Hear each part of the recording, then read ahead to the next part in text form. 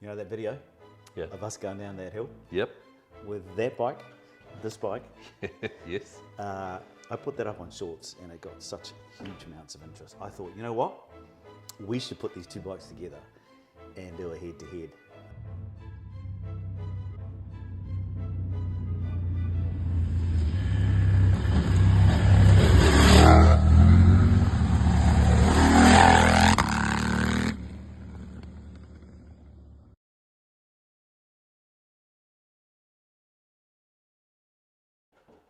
Greetings everyone, welcome to the Clark Street Customs Clubhouse. Really pleased today to have my very dear mate Nick, great riding buddy, and we've got his KTM and my Tiger in the house.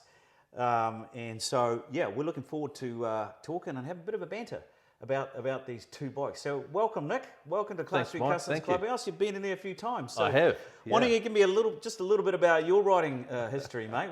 How did you get involved with Oh, one in the goodness. club and Yeah. then in riding? And also you're a fellow who's got a lot of motorsport history too. Yeah, Tops yeah. as well. There is a bit. Look, yeah, of course, my riding started way back as a kid on the farm. Anything I could get hold of in rural New Zealand. I think it started on an old Honda step-through, racing around the paddock. Did it? Dodging the pigs in and out of the big cotton reels, you know, that your sisters had for their horse jumps and stuff. Progressed pretty quickly into I think it was a Suzuki TT110 actually. Nice little two-stroke. Oh yeah. And I had that for quite some time.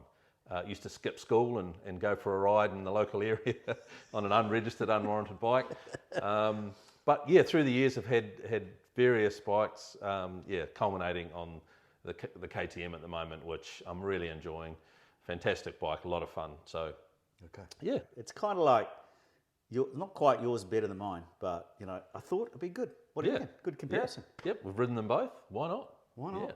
So tell us about. Let's hear about this week first. Yeah, What so do we got over here? So this is a 2020 model KTM 790 Adventure R. So it's running the parallel twin that originally came out in the Duke of the same capacity. I understand this has been remapped, so they have a better mid-range than obviously that you want on a sports bike. Yep. So it's for me probably my second real foray into the adventure bike type scene, and love it, absolutely love it. Hasn't it got some pipe? Look, it's louder. Yeah, it is. It is a bit louder. This one has got the decat pipe in it, so remove the catalytic converter and put a straight through pipe. But from the factory standard, they already have a great crackle, and that just enhances that, as you can hear in the video as we're going down the hill. Yeah, that was cracking. And quick shifter? Yeah, quick shift. Yeah.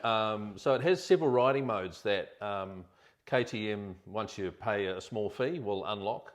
And once you go and get that unlocked, you can unlock the quick shifter software as well and stuff. And that's fantastic. And it Really looks like proper. Yeah, it does. It does look proper.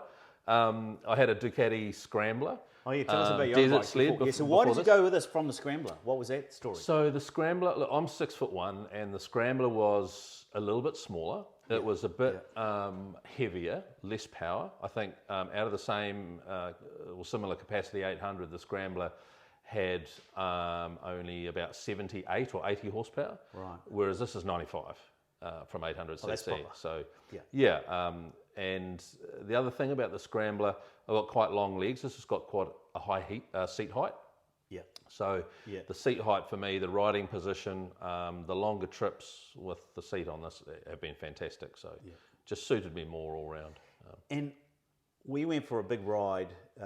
In fact, the shot of you crossing that water crossing has also got lots of views. You check that out. So check Nick. This thing, I don't know, it was up here. But you went 2 up. Was it that trip we went? It was 2 You up. were 2 up, right? Not on the river crossing. No. But what was it like 2 up? I think that'd be interesting for. It was fantastic, and it was the first time for my partner to go on such a long trip, 2 up, and she really enjoyed it. Obviously, she was a bit apprehensive. Yeah. She's quite tall herself, and really with all our gear. and you know, day one we did quite a lot of road miles, and then went into the Molesworth track area, and yeah, she loved it. At that point, obviously, I wanted to have a bit of fun, so she was in the following vehicle, and That's right. yeah, we had that. It wasn't actually a river. Can you tell? Yeah. I mean, tell us about what were you actually? Because I was sitting on the other side going, "What is my mate Nick thinking? What were you thinking when you? Because you went off with Justin, another mate, and went off. So what was going on? So you know, look, the Molesworth track itself is a well maintained, well manicured, you know, road that you can take most vehicles through with a bit of ease. And you know, hooning along on the adventure bike, there was every now and then a track that just darted off to the side of the road. So I was at the back of the crew at that time. I think Justin might have been sitting behind me on the older Tiger, and I saw this track and I thought, oh, I'm just going to hit that. So I went down and sort of went back through reminisce of some of my old dirt bike riding days around the paddock, and yeah, was having a lot of fun. And then just came to that. It was almost like a lake with a stream running into it. Yeah. Just a big deep water hole, and you know, looking at it from the outset, it didn't look that deep, as they ever do. And went in and got deeper and deeper, and then sort of veered off the main course and got stuck. You'll see I get stuck behind a big rock or log or something in there that takes me a bit to get over. But Justin ended up going around it. So.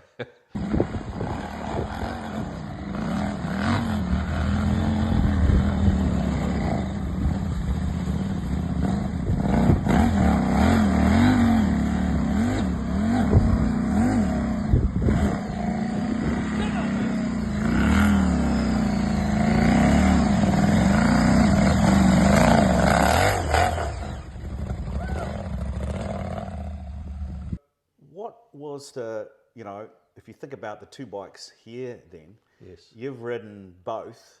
Yes. What are you? And I'll give mine because I've had a. I mean, when you first gave me a crack on this thing, I was like, wow, this is kind of pretty weapons grade.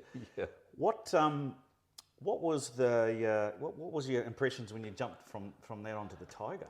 Look, there are some real differences between the KTM and the Tiger. The Tiger is.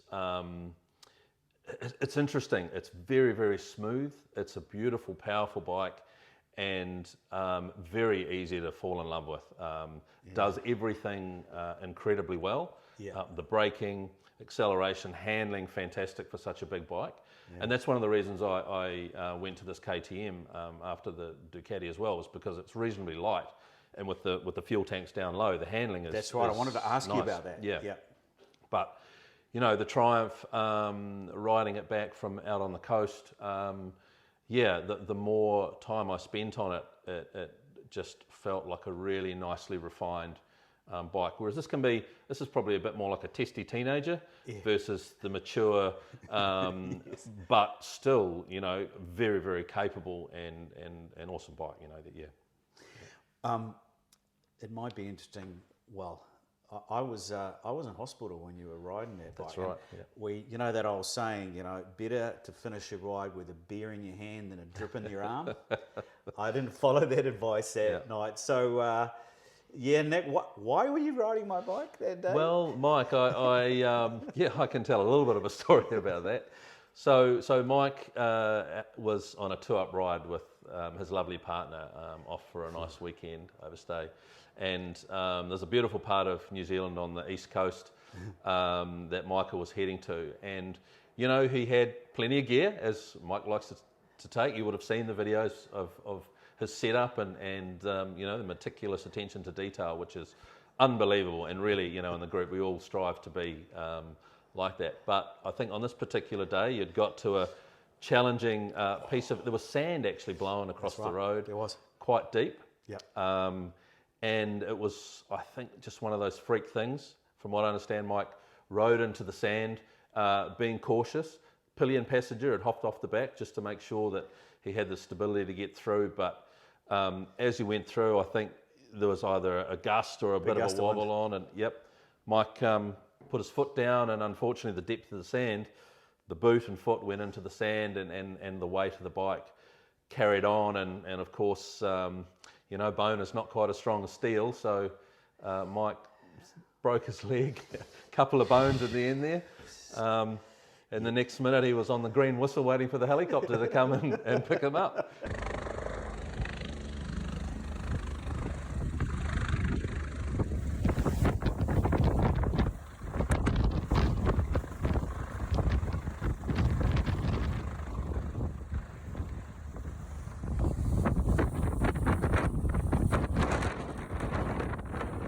That's right.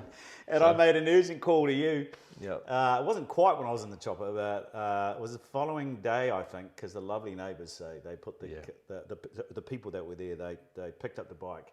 A guy passing by was a rider, put it in the shed. But I rang you and said, "Hey Nick, well you knew I'd fallen off because I gave you a call, but I said, can you go and pick up my bike?" Yeah. But then the next thing I remember was that you went over the following day, I think, might have been, and I think even the guy picked you up, right? It was incredible, and this is so much of New Zealand, of what can happen.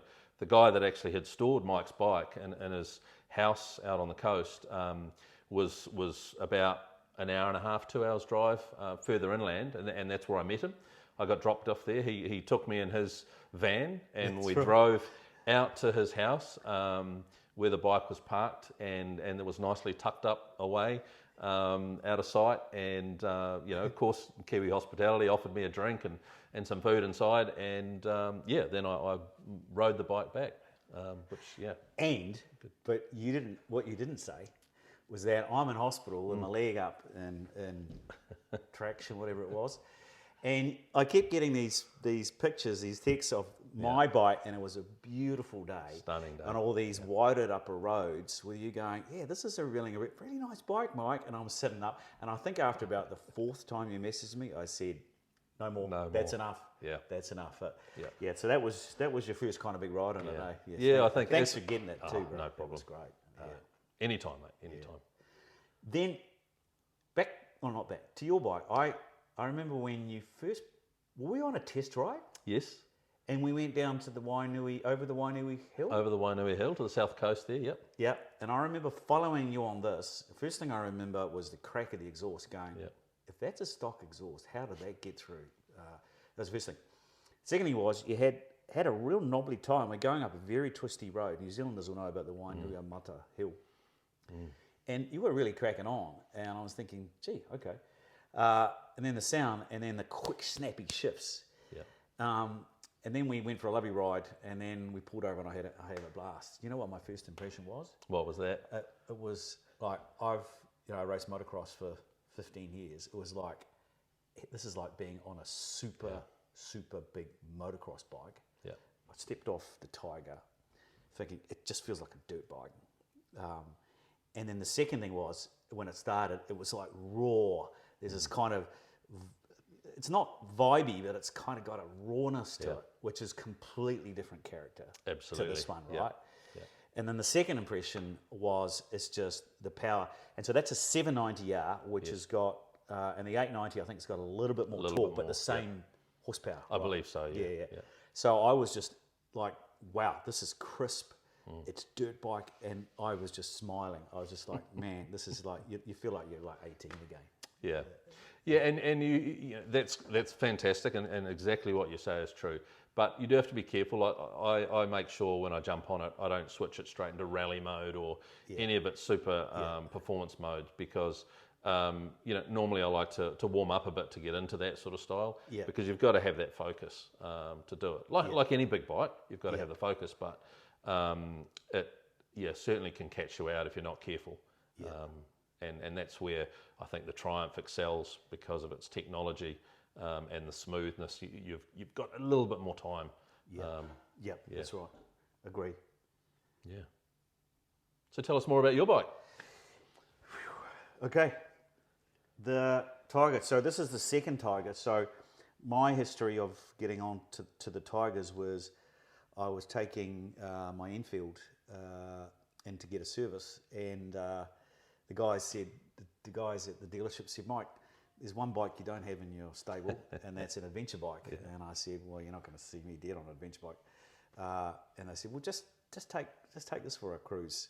So I went out on the first gen 800 Tiger. I said, okay, righto, I'll just go for 10 minutes. 1.5 hours later, I'm still on it. I'm whooping and going, oh my gosh, what? Now I know what a lot of people were talking about. It was so smooth and on, the rough roads. I was aiming for the potholes. I was thinking, wow, this is quite a revelation. Yeah. Actually, I just was like, wow.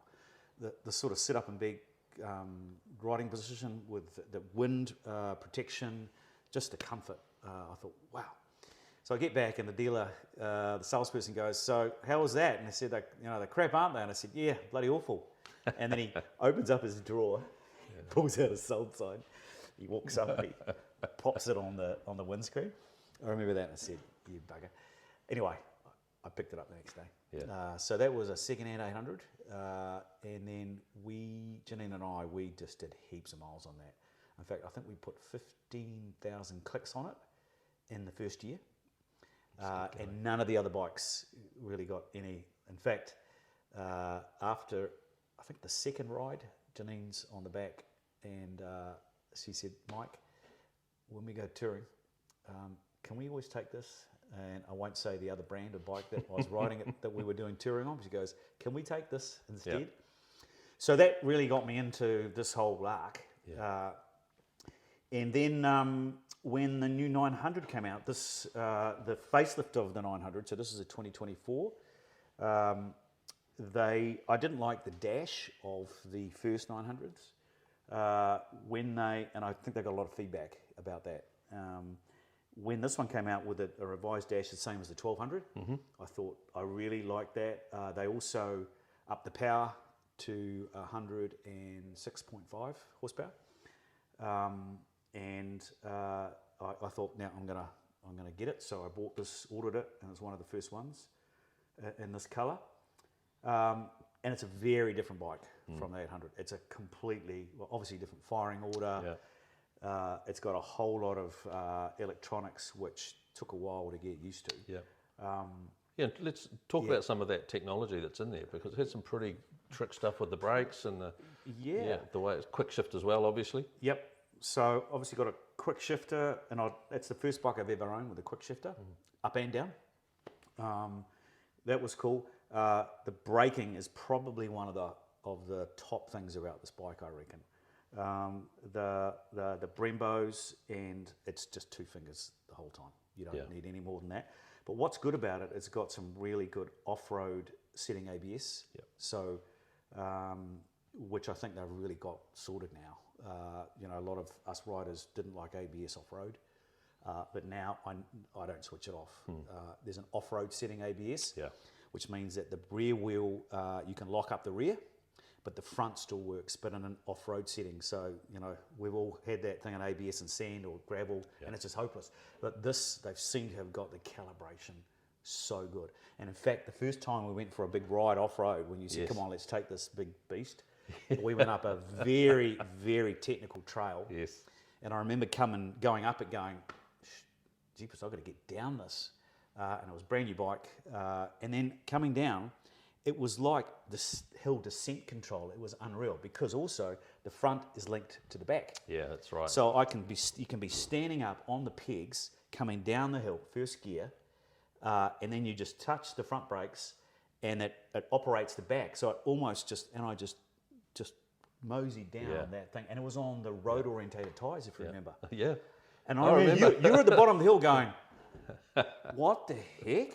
Yeah. Yeah. It was the Remataka Hill ridgeline track for the power pylon. So quite not a well traversed track normally for vehicles, but and a lot of sharp, large rocks and also flat clay surface. And it had just rained not long before. Yeah. It was pretty impressive seeing you go up and down. So going down, and then the other thing was impressive was the ABS of going. The traction control going up, and it had the factory tyres then, and it was wet, clayey, and the other thing they made a difference is they lowered the first gear versus the 800, which was quite tall, and so this thing will just chug up it with the the traction control, and I was like, really, that is quite, it was quite impressive.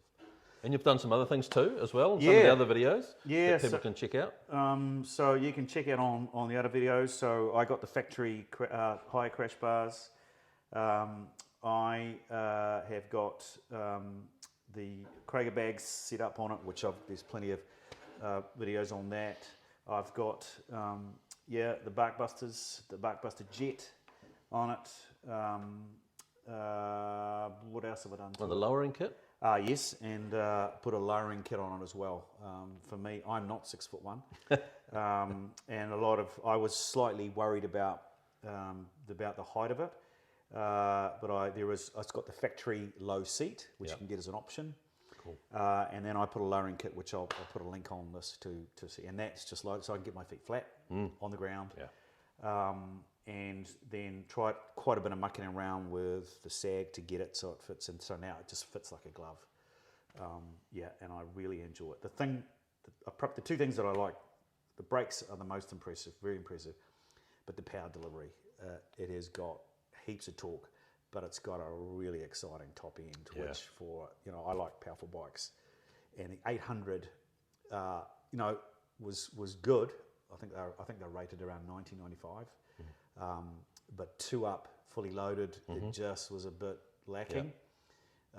This, you're never wanting for more power. And so, I mean, a lot of riders of the 900, particularly the very last ones with the power upgrade, you really ever wish for having a 1200. Yeah, and it seems to breathe so well. The more you're into it, the more you're winding on, the more it just wants to keep going. Oh, the top end is like proper, fast, exciting feel, and the quick shifter. It's great. Yeah. So you've talked a lot about the things you like. What's people watching it? They're thinking about a KTM. In fact, we should do this. Things we don't like. Yes. And then let's talk after that about what sort of riders do each of these bikes suit. So first, what is it that you don't like so much about it? Look, for me, I guess really the only thing for me, and it's just a feel, a comfort thing, is, as we talked about, which are so often all the positives about how this bike is. It's a little bit aggressive. It's a real dirt bike feel. Is when you do go on a long cruise or a tour or something like that. Yeah. It can feel a little bit harsh in terms of you're on off the throttle in the way, but it's a really minor thing for me. Of course, people know. When they research bikes and things like that, KTM have had a few challenges around reliability and stuff. Yeah. Never had any problem on this. This is the so-called cam issue, right? Yeah, cam issue and other things, the odd electrics and leaky seal. Yeah. So this is now just at 23,000 Ks, and touch wood, 0 issues for me. And I just had a service done last week, and it was a fairly major one, just a time-based service, where it included brake fluid and full checks, and they remapped the TFT display and did a few other things. And that was under $500, just under 500. So for all of that to be done, it's pretty reasonable. That's not bad. Because that's one of the other criticisms of KTM, and that was a dealer service following the KTM schedule. So I don't mind that as a major service for an annual cost. But and that's really it for me. No real other complaints. I mean, I love the style and the way you're protected by where the tanks are in really bad weather, because we've done a couple of rides in some pretty average weather. We've got one coming up, which hopefully, fingers crossed, is not too bad in a couple of weeks. I guess maybe one other thing, the screen could have a little bit of adjustment or be a little bit taller in some cases, but hey, minor things. Because it's always a compromise, right? Yeah, always. Okay. Well, the things that are perhaps that are not, I'm not so liking so much about the Tiger. I like a lot about it. The electronics are very sophisticated. To go to the off-road mode, you do have to do a few button shifts and if you switch it off to get it back, there is a way you can do a one-button one, so you can work it out, but sometimes it can be a bit clunky. And then the main thing, which a lot of forums say, is just you switch it on and the screen takes forever to light up. It's like, okay, tick, tick, tick. I turn the key on, I put my helmet on. By the time I've done up my helmet, the screen's lit up. Yeah. I fire it up, I put my gloves on, right hand first, left hand after that. We, motorcyclists, we've all got our kind of things we do. Yeah. So that will be a pain. And perhaps the third thing, if you're a smaller rider like me, They are, which is what I really noticed about this with the fuel tanks down there. The COG, the center of gravity. I mean, that feels literally like it feels like a 500. Yeah. It really feels really low COG. I remember when I had, I think I had your bike here, or maybe it might have been a demo. My wife got on it and she just went, "Wow, that feels so light," because it does. This, you know it. You know you're on a big bike. Yeah. You get used to it. So that would be something for people to. And that can be a good and bad thing, you know. When I have, you know, had the occasion where I've dropped it and, you know, on a dirt or mud or clayey surface, you go to pick it up and then you remember actually how heavy it is. Yeah. You know, I think it's 185 kgs, which is a lot lighter than my desert sled was, but still, you remember that when you've got to pick it up. Yeah, you got to pick it up. Yeah. Now that we've talked about the bikes, and by the way, I'm just looking at them. They look so clean, mate. They're going to be real dirty in about a week's time. For watches, they are quite clean because we're both good and clean. Not just for today's video, but let's do it this way. You talk about what you think the Tiger suits, and I'll talk about what I think the KTM 790R suits. What sort of rider? Well, look, I think you've nailed the bike for the kind of riding that you're doing at the moment. Yeah. Some two-up riding, a mixture of, you know, solo riding, long distances, with, you know, 20 to 30% off-road capability in terms of trail riding, etc. Not out and out dirt and mud and slush. I think that's a little bit different. But, you know, I think I didn't feel as rested as I did over a long distance driving that or riding that compared to other more adventure orientated bikes. So if you want comfort, if you want to feel you know, refreshed or less tired at the end of a ride, this bike's fantastic for that. And I think that's really good. Also, someone who's got some riding experience and likes to push on occasion, 100% that bike's suited to that. Yeah. Particularly if you're riding with your mates on the high-powered road bikes, this thing will keep up with them. Absolutely. No problem at all. Oh, and I forgot to mention heated grips, heated seats, heated passenger seat, which for pillions is, and the wind protection is really Which the KTM, of course, doesn't have any of. You can get accessories, of course, but No, I think you nailed it. For me, I reckon. I mean, this suits you because you're Nick's an aggressive rider. This is the perfect bike if you're going to do more like, you know, 60-40, 50-50 off-road. It'll do a long trip, no problem. We've done it. It's got heaps of power. But when the conditions get really gnarly, this is the bike you feel really comfy on. It's a bike that just brings in your inner teenager because it just feels really like, like let's get going. I think it's a perfect also second bike if you've got a road bike and you want to go and still ride to your hard ride.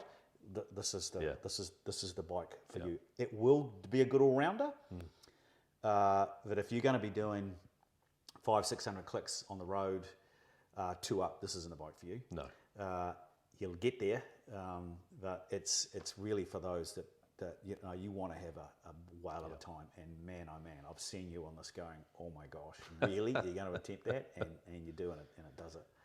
Yeah, I like to have that, the ability if I'm driving along State Highway 1 and I see a dirt track off to the side, just to be able to duck off to the side and hit the dirt track. You can. So, you can do it on this. Yeah. Awesome. Perfect. That's great, Nick. Excellent. Anything else you'd like to say about these bikes for Look, I don't think so. Look, two excellent bikes. You couldn't really go wrong with either of them, depending on your riding style and what you want to achieve.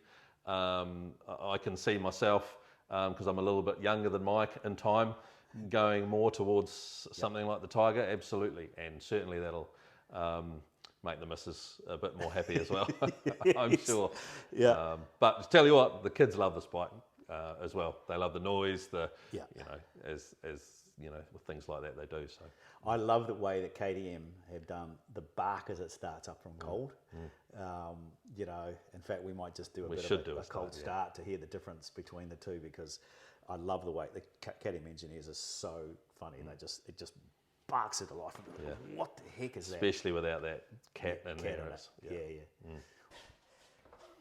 Righto, Nick. Let's do a cold start of these two to just hear the difference. We're inside, so it'll be a bit louder. We've got our mics on, so why don't you crank up this KTM? Alrighty. Let's hear it go from cold. Switch it on, of course, with the KTM. You get the ready to race come up on the TFT Oh, yeah, display. that's right. Yeah, you do. Which is fantastic. Then give it a little prime. You can hear the fuel pump priming. And hit the loud button. Here we go.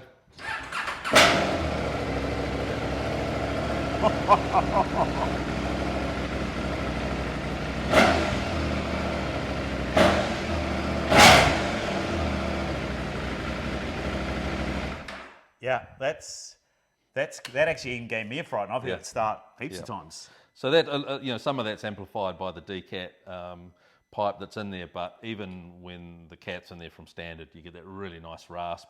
Quite a mechanical sounding bike, even from the engine, from the parallel twin. A lot of mechanical noise. Yeah, it is. It's really mechanical. The whole thing is like, yeah. All right, well let's let's go. Let's crank over here. So we'll, like I talked on the video, I've turned the key on now. We got to wait for that. You can start it straight away, but it comes up with a really nice Tiger. Hello, Michael. In this case, do you have to pull in the clutch on that? To start? No. Okay. Yeah, we'll see on the Triumph. You got to pull in the clutch. So yeah, quite different. In the clutch goes. This is stock exhaust. Yeah. Quite a difference. Sweet. Very nice. Yeah. Quite a difference. And the quality of that display.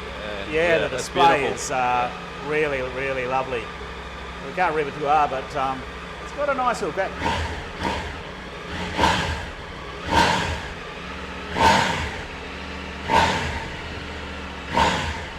Really nice.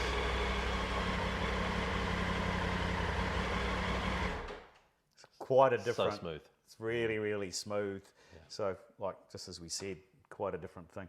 This is the first bike, actually. I didn't say this is the first bike which I haven't changed the pipe, the silencer, because once it's quiet on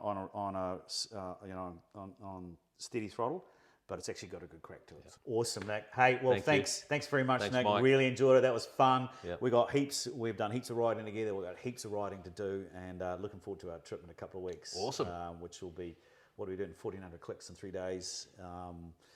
Go to see a mate. So yeah, it'll be awesome, bro. Right. Thanks. Thanks, mate. No worries. Thanks everyone for watching, and have a good rest of your day. Thanks for watching. Appreciate you.